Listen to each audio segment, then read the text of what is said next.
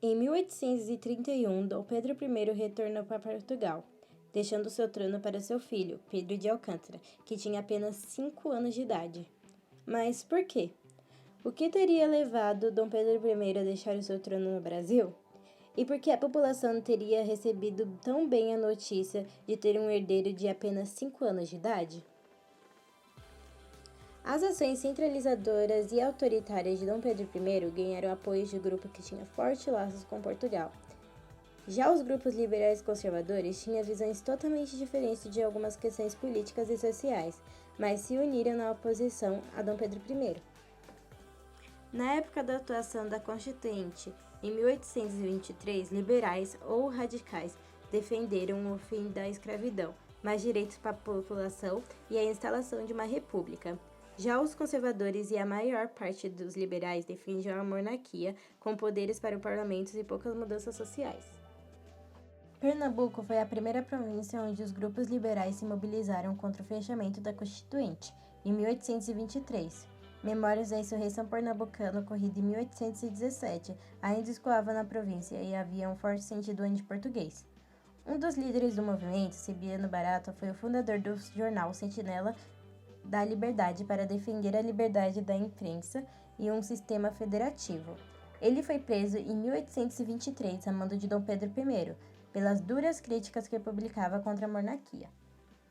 Em torno das lideranças liberais e de seus jornais, muitos pernambucanos de diversos grupos sociais aderiram à causa e encontraram apoio no Rio Grande do Norte, Ceará e Paraíba, planejaram a proclamação da independência destas regiões e a formação de uma nova república. O modelo político no qual os confederados se baseavam era o dos Estados Unidos, um país em que o Estado tinha bastante autonomia e direito à administração local. O auge da revolta aconteceu em julho de 1824, com a nomeação de um presidente para a província, escolhido por Dom Pedro I. Era leal ao imperador e rejeitado pelos locais. O tráfico de escravos nos portos de Recife chegou a ser abolido pelos revoltosos. Dom Pedro I não negociou. Ordenou uma repressão ao movimento separatista e republicano e a condenação à morte de 9 dos seus líderes. Muitos participantes foram presos. A província cisplatina havia sido incorporada ao território brasileiro por Dom Pedro VI, logo após a independência do Brasil. A província lutou contra os portugueses na Guerra da Independência, confiando que a autoridade brasileira concederia muita autonomia à região. Como as promessas não foram cumpridas pelo governo imperial, em 1825, a população da região passou a lutar por sua independência. O desfecho desse conflito foi que aumentou muito a impopularidade de Dom Pedro I. A falta da confiança das elites em Dom Pedro I aumentou ainda mais quando ele usou de seu poder na sucessão real portuguesa, até a morte do seu pai, Dom Pedro VI, em 1826. Como primogênito, ele seria o herdeiro do trono português, mas como havia se tornado imperador do Brasil, esperava-se que ele não se envolvesse nas relações políticas de Portugal. Dom Pedro I quis fazer valer o seu direito e nomeou sua filha, Maria da Glória, como sucessora de Dom João VI. Diante da ação de seu irmão mais novo, Dom Miguel, que se declarou sucessor e entregou o trono, Dom Pedro I interveio e financiou uma guerra interna em Portugal para tirar seu irmão do poder.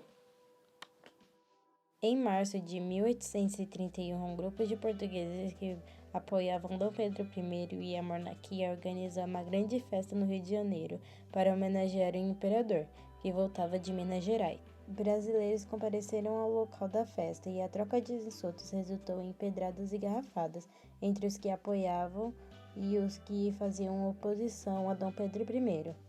Definitivamente, os laços de Dom Pedro I com a população brasileira se mostravam rompidos. Diante das hostilidades no Brasil, Dom Pedro I abdicou do trono, deixou de ser Dom Pedro I do Brasil e foi para Portugal, onde assumiu o trono, após a vitória dos seus partidários contra Dom Miguel, e se tornou Dom Pedro IV. Para garantir a sequência de uma dinastia no Brasil, Dom Pedro I nomeou como sucessor do trono seu filho, Pedro de Alcântara, que naquele momento tinha apenas 5 anos de idade.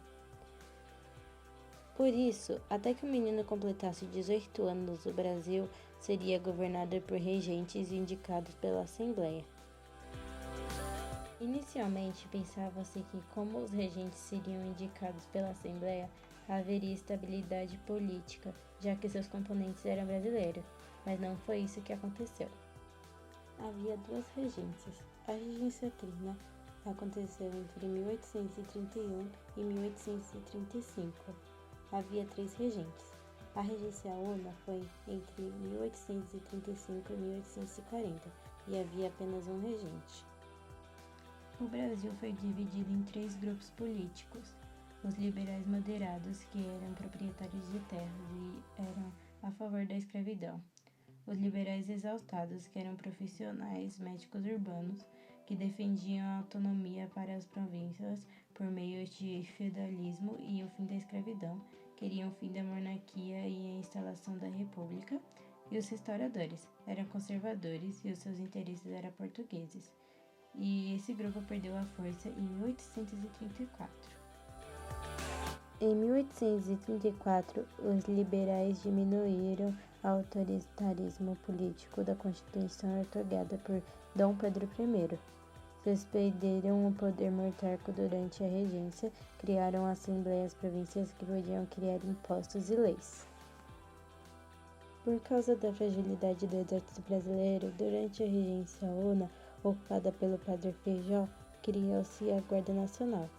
Ela era comandada por diversas regiões por fazendeiros, que recebia a patente do coronel, e a grande finalidade da guarda era manter a ordem social. Por conta dos aumentos dos impostos, houveram várias rebeliões regenciais, como as revoltas de Malês, Cabanagem, Sabinada, Balaiada e a Guerra dos Farrapos.